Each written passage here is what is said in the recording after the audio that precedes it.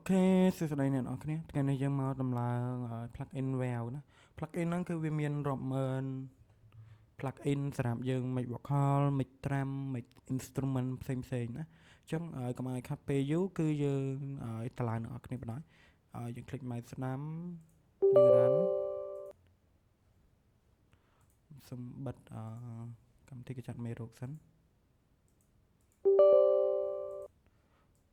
Ok, bắt đầuពីយើង run វារួចទីវានឹង load ចេញឲ្យអ្នកនរគ្នា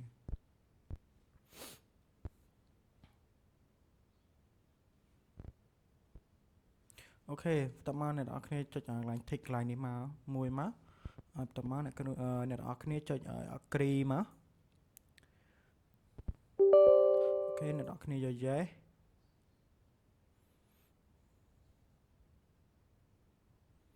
អូខេបន្ទាប់ពីវាចេញអញ្ចឹងរួចអ្នកនរគ្នាខ្វាយសិនមកអ្នកនរគ្នាមក install នេះមួយទៀតណាអូខេ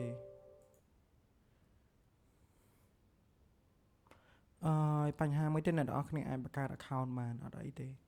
អ្នកនរគ្នាចង់បង្កើត account ឲ្យសម្រាប់ install នេះបង្កើតបានណា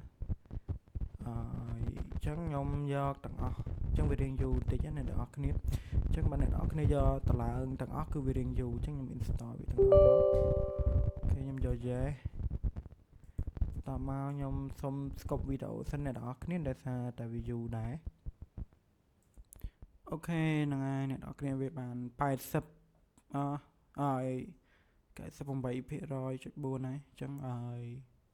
តិចទៀតវាពេញហើយ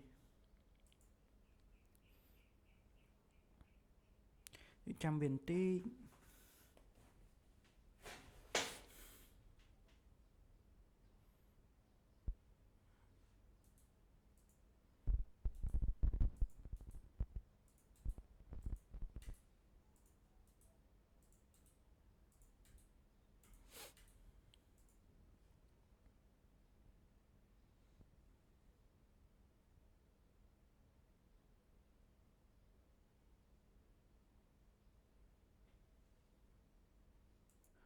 អូខេអ្នកនរគ្នាហ្នឹងហើយឥឡូវវាពេញហើយវារៀងយូរដែរខ្ញុំខ្វាយវាចំភាសាហើយខ្ញុំinstall វាម្ដងទៀតណាចុចខ្ញុំចុចអូខេមកបន្ទាប់មកអ្នកនរគ្នាខ្វាយវាចេញមកអ្នកនរគ្នាចូលមកកាន់កន្លែងលេខ2នេះគឺគេដាក់ផាច់ណាអញ្ចឹងយើងផាច់អាចាស់ក៏បានយើងផាច់អាថ្មីក៏បានអត់អីទេណាអូខេអញ្ចឹងយើងផាច់អាថ្មីមកអូខេយើងចុចយក yes បន្ទាប់មកអ្នកនរគ្នាយក next អ្នកនរគ្នាយក finish បន្ទាប់មកអ្នកនរគ្នាចូលទៅកាន់ SL Studio មកអូខេបន្ទាប់មកអ្នកនរគ្នាចូលពាក្យ add អ្នកនរគ្នាយកពាក្យ refresh scan plugin នេះអូខេនេះគឺវាចេញមកហើយវាចេញមក14នេះទេអ្នកនរគ្នាអញ្ចឹងអ្នកនរគ្នាអាចប្រើ14នេះក៏បានដែរណាអ្នកនរគ្នាអាចប្រើ4នេះបានតែសំខាន់ទៅលើអ្នកនរគ្នាចេះប្រើដែរអត់អញ្ចឹងខ្ញុំយកអានេះ asset ទី1នេះខ្ញុំយកមកប្រើអូខេបន្ទាប់ពីវាចេញអញ្ចឹងហើយអ្នកនរគ្នាចុចចូលកន្លែងនេះគឺពាក្យណាណាអ្នកនរគ្នាចុចមកកន្លែងសញ្ញាព្រួយនេះមកអញ្ចឹងគឺវានឹងចេញ plugin វាឲ្យយើងប្រើហើយណាអញ្ចឹងយើងចង់ប្រើខ្លា2ក៏បានខ្លា3ក៏បានអត់អីទេហើយគេហៅថា CL2 CLA អូខេខ្ញុំរកមើលសិន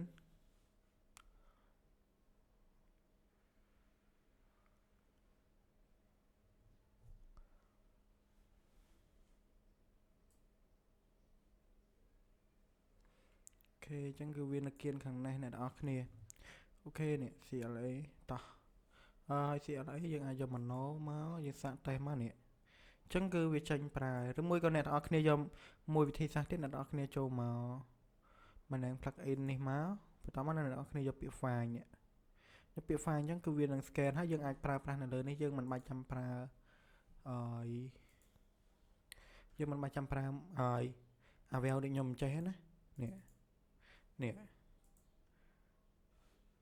ខ្ញុំសុំនេះតិចអូខេវានៅគៀននេះ